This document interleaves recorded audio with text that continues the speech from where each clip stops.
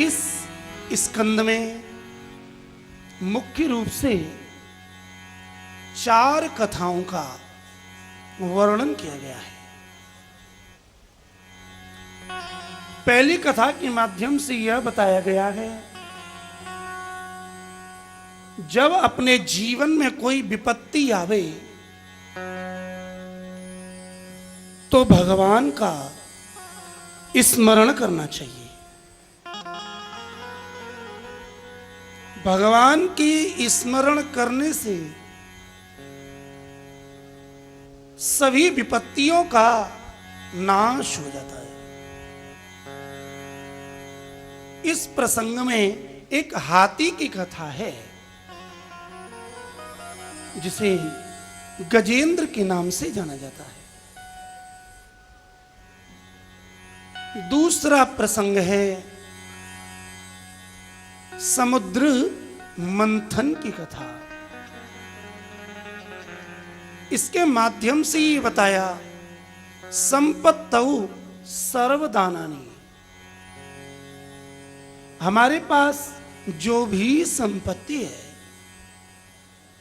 उसका सदुपयोग करना चाहिए। तीसरा प्रकरण है दैत्यराज बलि के ऊपर भगवान वामन की कथा का प्रसंग। इस प्रसंग के माध्यम से हमें बताया गया है सोक्त निर्वाह।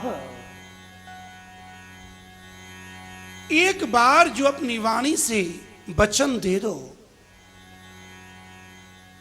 उसे जरूर निभाओ, ये वैष्णव का धर्म है। और चौथे प्रकरण में गुरु की शरणागति का वर्णन किया गया है। अष्टम स्कंद का प्रारंभ भी गुरु से होता है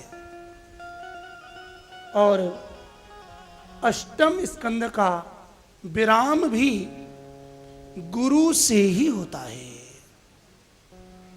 आइए अब हमारा गजेंद्र के मोक्ष की कथा को श्रवण करें। श्री सुखदेव जी महाराज वर्णन करते हैं। श्री शुक उवाच आसीत् गिरिवरो राजन् त्रिकूट इति विश्रुतः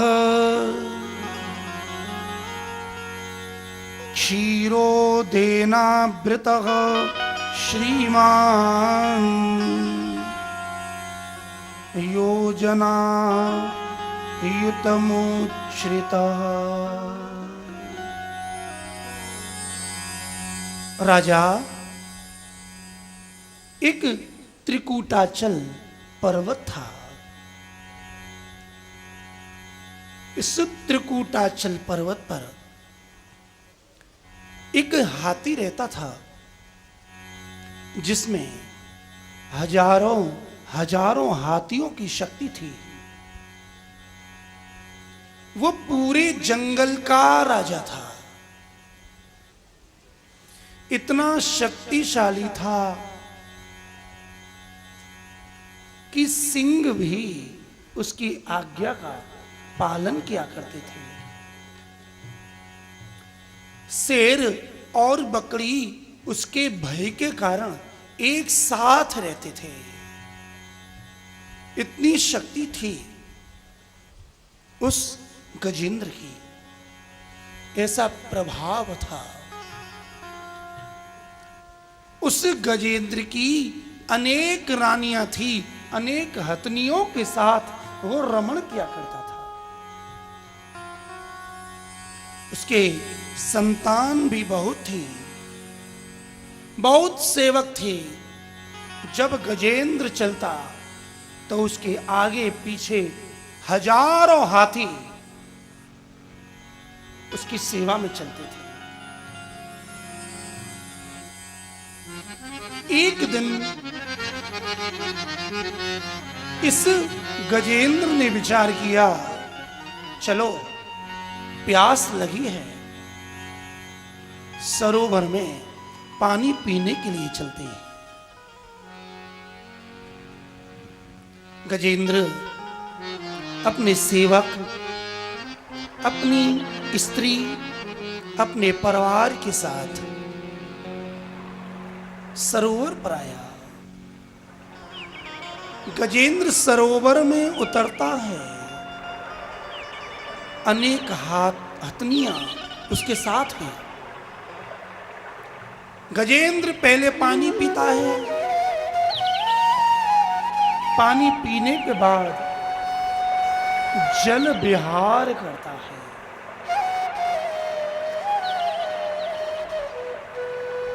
कथा कहती है गजेंद्र पानी में इतना बिमल गया, इतना लीन हो गया, उसे अपने समय का ज्ञान नहीं रहा कि तभी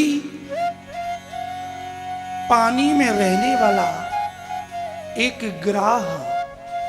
ग्राह माने मगरमच्छ, क्रोकोडाइल्स, उस मगर ने आकर उस हाथी के पैर को पकड़ लिया। गजेंद्र मद में चूर था, मेरे समान बलवान कौन, किसकी ताकत है ऐसी। गजेंद्र ने लात मारी, ग्राह को हटाना चाहा। गजेंद्र पानी के ऊपर है और ग्राह पानी के भीतर है। गज और ग्राह की लड़ाई चालू हुई। ये गज ग्राह से लड़ता है। अनेक हाथी और हथनियां भी गजेंद्र को पानी से निकालने का प्रयास करते हैं।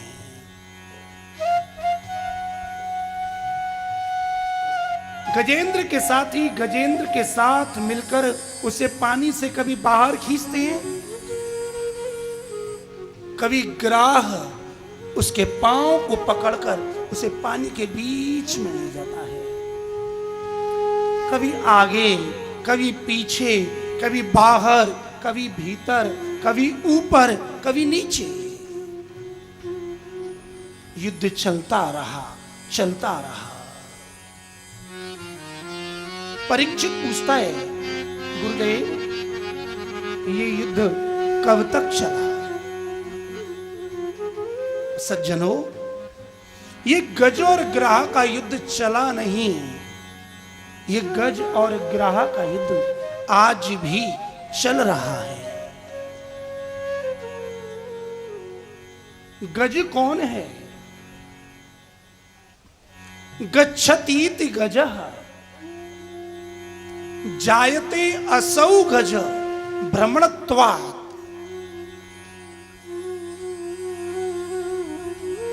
यह जीव आत्मा ही गजेंद्र है, जो बार बार जन्म लेता है और मर जाता है। अनेक प्रकार की योनियों में भ्रमण कर रहा है। अनेक योनियों में भ्रमण करने के कारण, जन्म लेने के कारण, जाने के कारण इस जीव आत्मा का नाम ही गजेंद्र है। और गृहात ग्रह, ग्रह एव ग्राह, जो ग्रहण करता है, पकड़ता है, वह ही ग्राह है। हमें भी पकड़ रखा है।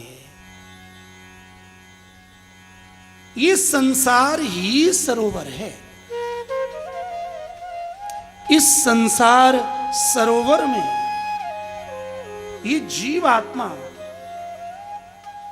गजेंद्र और काम, क्रोध, लोभ, मोह रूपी ग्राह ने हम जीवात्माओं को पकड़ रखा है। ध्यान दीजिएगा,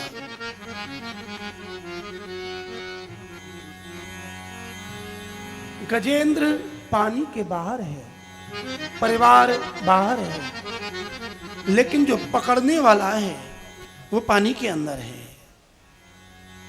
ऐसे ही जो ग्राह है, ये गजेंद्र तो सबको दिखता है, ये संसार सरोवर भी सबको दिखता है, लेकिन जिस ग्राह ने हमें पकड़ रखा है वो ग्राह किसी को नहीं दिखता।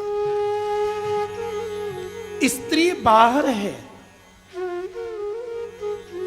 लेकिन उस स्त्री के प्रति जो काम है वो काम हमारे अंदर है। धन बाहर है, मकान बाहर है, लेकिन उस धन के प्रति, मकान के प्रति जो लोभ है वो लोभ अंदर है। वस्तुएं, व्यक्ति बाहर है, लेकिन उनका मोह अंदर है। ग्राह अंदर ही रहता है, काल हमारे अंदर ही रहता है।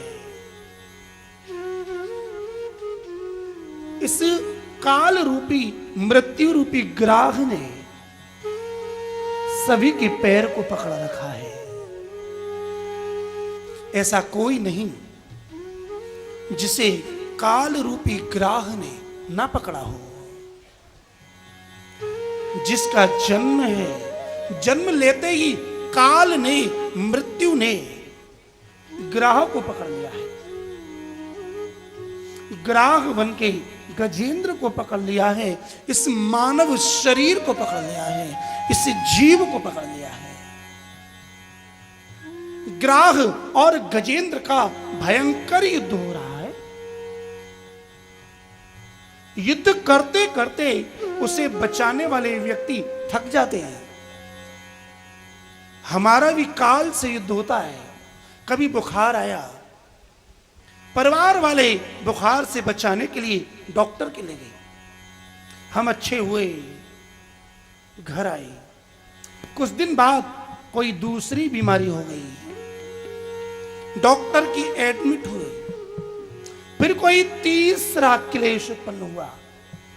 जो परिवारी जन हैं वो हमें काल से बचाने का प्रयास करते हैं। काल कभी हमें अपनी ओर खींचता है, कभी परिवारी जन हमें बचाने की ओर अपनी ओर खींचते हैं। ये गज और ग्राह का युद्ध आज भी है।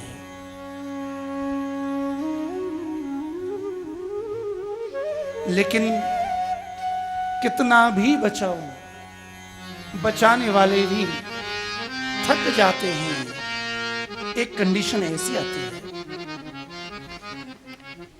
जब गजेंद्र ग्राह के द्वारा पकड़ लिया गया और उसके परिवारी जन उसे बचाना चाहते हैं, बचाते बचाते वो भी थक जाते हैं, भागने लगते हैं। इस मानव को काल से बचाते बचाते जब परिवारी जन भी थक जाते हैं, यही ग्राह की स्थिति है, यही गज की स्थिति है। काल से कोई जीतता नहीं। गजेंद्र जान गया, अब मेरी रक्षा कोई कर नहीं सकता। नमामि मे ज्ञातये आतुरम गजाः कुतः करिण्यः प्रभवन्ति मोचितुम्। ग्राहेण पाशेन विधातुरावृतो प्यहं च तं यामि परं परायणम्। नमाम इमे ज्ञातय आतुरम गजाह। उस हाथी ने ये जान लिया, कितने भी सहयोगी, कितने भी परिवारी जन आ जाएं, लेकिन अब ये मुझे बचा नहीं सकते। जब ऐसा जाना और संसार का बल, संसार का विश्वास टूट गया, अपनी शक्ति भी नष्ट हो गई, जिसमें हजारों हजारों हाथियों का बल था। उस गजेंद्र की शक्ति क्षीण हो गई, जिसे अपने बल का अभिमान था। आज उसके बल का अभिमान चकनाचूर हो गया, दीन हो गया। सारे साथी छोड़ के भाग गए।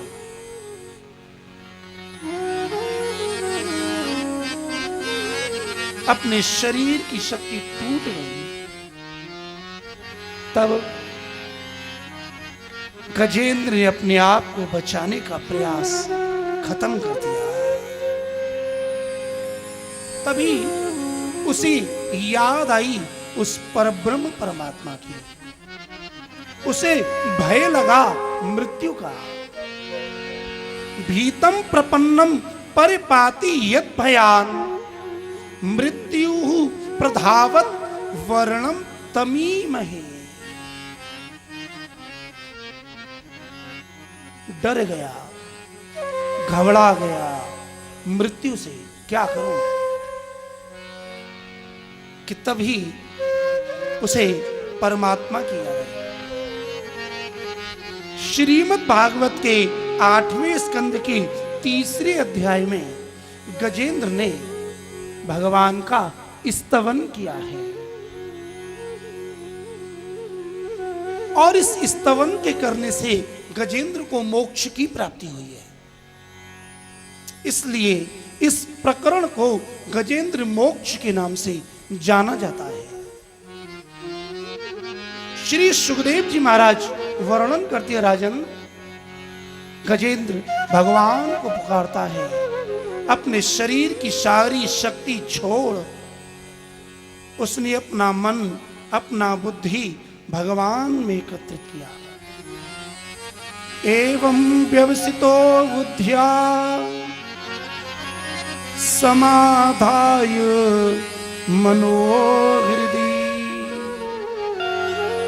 जजाप परमं जाप्यम प्राग्जन्मन्यनु शिक्षितम। और जैसे ही भगवान की याद की, उसे अपने पूर्व काल के संस्कार याद आ गए और गजेंद्र बोल बैठा,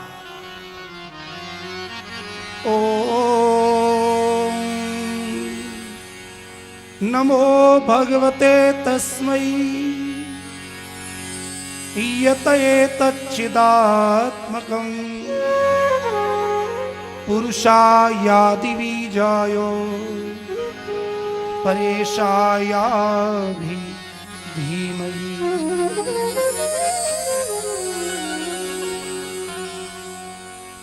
ये धीमहि शब्द का प्रयोग गजेंद्र ने अपनी पहली स्तुति के पहले श्लोक में किया है। ये धीमहि सत्यम परम धीमहि में भी है। आज उसने ध्यान किया है, चिंतन किया है उस परमात्मा का जो चैतन्य है, जिससे संपूर्ण विश्व जागृत है, जो पुरुषों का आदि बीज है, जो सर्वत्र है, जो सर्वकाल है। हाथी खींचता जाता है ग्राह के द्वारा, जल में खिंचता गया, तभी कहीं सरोवर में एक पुष्प दिखा कमल का। हाथी ने झट अपनी सूंड से उस पुष्प को उठा लिया।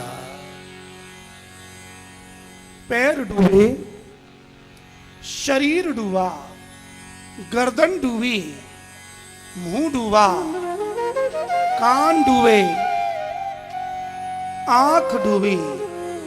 गजेंद्र ने बचने का प्रयास खत्म कर दिया। अब गजेंद्र अपनी शक्ति अपने बचने के लिए नहीं लगाता। गजेंद्र जब निर्बल हो गया तब उसने भगवान का स्मरण किया। सूरदास जी कहते हैं, संत कहते हैं, भगवान कभी शक्तिवान के साथ नहीं रहते हैं, भगवान तो निर्बल के ही होते हैं। निर्बल के बलराम,